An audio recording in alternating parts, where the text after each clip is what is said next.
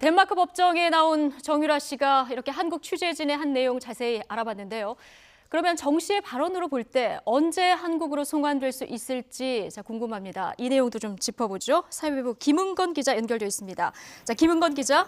네, 김은건입니다. 네, 지금 정유라 씨 답변들을 들어보면요, 굉장히 준비된 듯하다 이런 느낌이 들거든요. 법률 자문 혹시 지금 받고 있을까요? 네, 정유라 씨는 인터뷰에서도 독일에서 돈 세탁 혐의 때문에 변호사를 선임을 했지만 덴마크에서는 국선 변호사의 도움을 받고 있다 이렇게 얘기를 했습니다. 예. 예, 실제로 덴마크 법원에서 정유라 씨의 구금 기간을 4주 연장하는 결정하는 데 대해서 정치 변호인인 얀 슈마이더 변호사가 항소했다 이런 발표를 했죠. 이런 발언을 봤을 때 이미 정유라 씨가 자신의 상황을 충분히 다른 변호인들과 협의를 해서 국선 변호인에게 알려줄 것으로 이렇게 보입니다.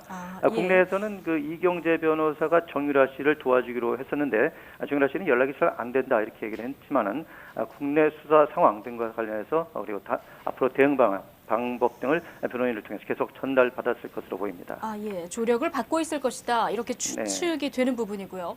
정 씨가 불구속을 조건으로 자진 입국할 수 있다 이런 뜻을 밝혔는데요. 그럼 강제 송환 없이 입국할 수도 있게 되는 겁니까? 네, 현재로서는 그럴 가능성은 크지 않아 보입니다. 일단 정유라 씨가 자신을 풀어주면 곧바로 현지 생활을 정리하고 자진 귀국하겠다 이런 뜻을 밝혔지만은 특검은 이를 믿을 수 없다 이렇게 보고 있습니다. 불구속을 조건으로 귀국하겠다는 데 대해서도 범죄 혐의자와 협상은 있을 수 없다는 입장을 밝혔습니다. 대신에 이제 외교부를 통한 여권 무효화 이런 강제 송환 절차는 계속 진행할 계획인데 정부의 여권 무효화 조치로 오는 10일쯤 정 씨의 여권이 효력을 잃게 되면은 정 씨가 심리적인 압박을 받아서 자진 귀국할 가능성도 제기되고 있습니다. 그렇군요. 김은건 기자, 현지 법원에서 정 씨 구금을 4주 연장하지 않았습니까?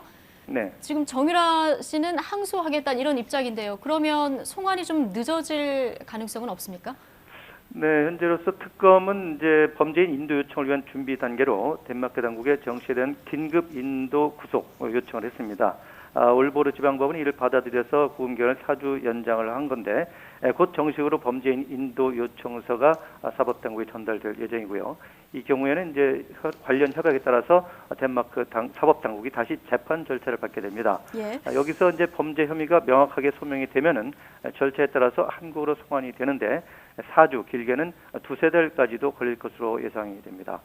다만 정 씨 측이 이미 밝힌 대로 아이 양육 문제를 거론하면서 적극적으로 방어에 나설 경우에는 이런 송환 절차가 더 지연될 수도 있습니다. 네, 길게 두세 달, 그보다 방어 논리에 따라서 더 길어질 수도 있는 그런 상황이고요. 네네.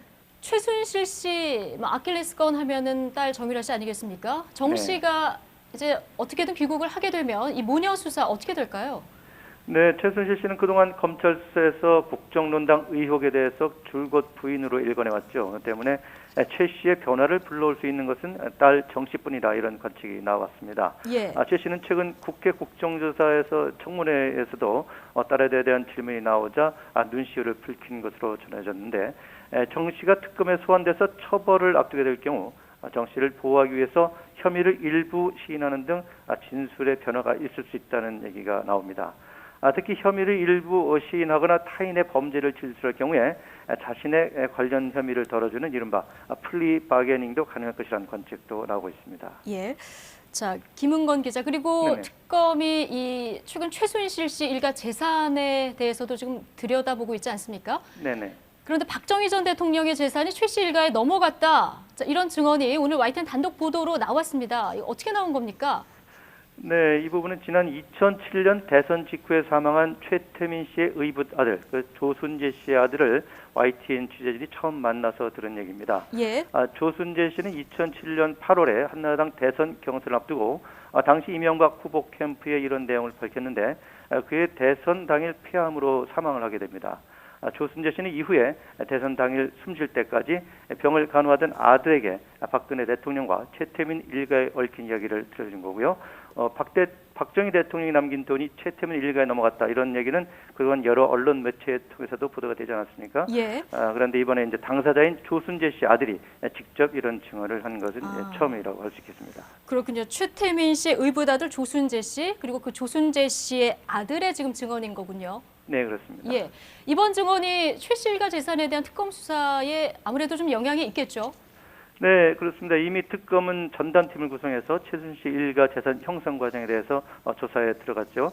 그리고 지난주에는 최 씨의 이복 오빠를 불러서 관련 진술을 듣기도 했습니다. 그래서 이번 조순실 씨 아들의 증언도 특검 수사에 하나의 큰 촉매제가 될 것으로 보이는데, 최 씨 일가 그리고 박근혜 대통령이 공동 재산이라는 이들의 증언을 입증하는데 주력할 것으로 예상이 됩니다. 예.